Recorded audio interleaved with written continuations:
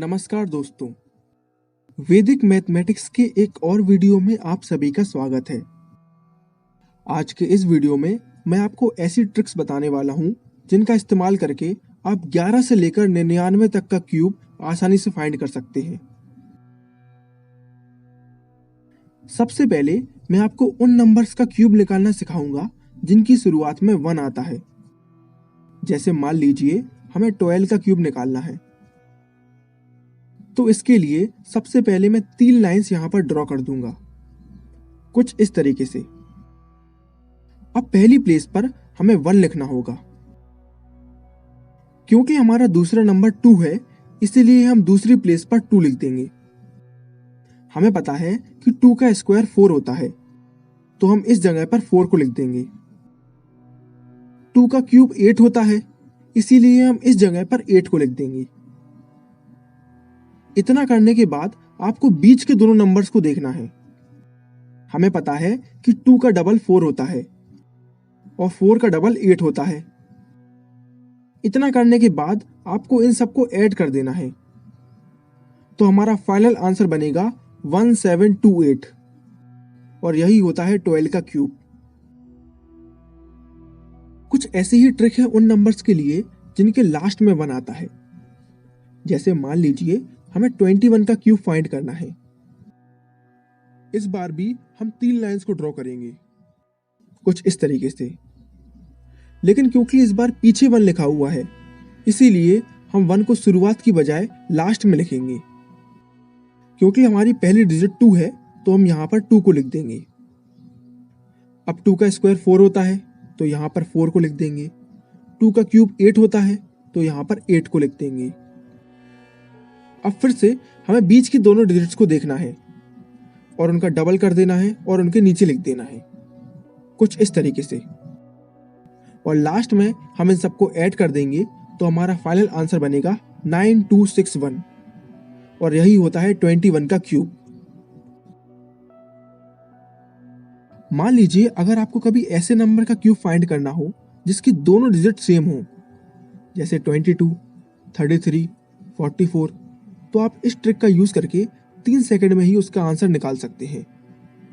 जैसे मान लीजिए हमें 22 का क्यूब फाइंड करना है, तो सबसे पहले हमें 3 लाइंस को ड्रॉ कर लेना है। हमें पता है कि 2 का क्यूब 8 होता है, तो हम इस बार इन चारों जगह पर 8 लिख देंगे। अब फिर से वही काम करना है। हमें बीच के दोनों नंबर्स को देखना है, उनका डबल करना है और उनके नीचे लिख देना है। और आखिर में हमें इन सबको ऐड कर देना है। लेकिन हमें इनको ऐड किस तरीके से करना है, आप उसको जरा समझिए। अगर किसी भी नंबर को ऐड करने पर एक 2 डिजिट नंबर आता है, तो हम उसकी पहली डिजिट को यहाँ पर लिख देंगे और दूसरी डिजिट को आगे कैरी लगा देंगे। जैसे यहाँ पर 8 आएगा, इन दोनों को ऐड करने पर यहाँ पर 24 आएगा, तो हम 4 को यहाँ पर लिख देंगे और 2 को आगे कैरी लगा देंगे। और इस तरीके से ऐड करने के बाद हमारा फाइनल आंसर बनेगा 10648 और यही होता है 22 का क्यूब। अब लास्ट में मैं आपको ऐसी ट्रिक बताऊंगा जिसका इस्तेमाल करके आप किसी भी नंबर का क्यूब निकाल सकते हैं। जैसे मान लीजिए हमें 25 का क्यूब निकालना है, तो सबसे पहले तो आपको वही काम करना है। आपको 3 लाइंस यहां पर ड्रॉ कर लेना है। हमारी पहली डिजिट 2 है और हमें पता है कि 2 का क्यूब 8 होता है, तो हम यहां पर 8 को लिख देंगे। हमारी दूसरी डिजिट 5 है और 5 का क्यूब 125 होता है, तो 125 को यहां पर लिख देंगे। अब जरा ध्यान से समझिएगा।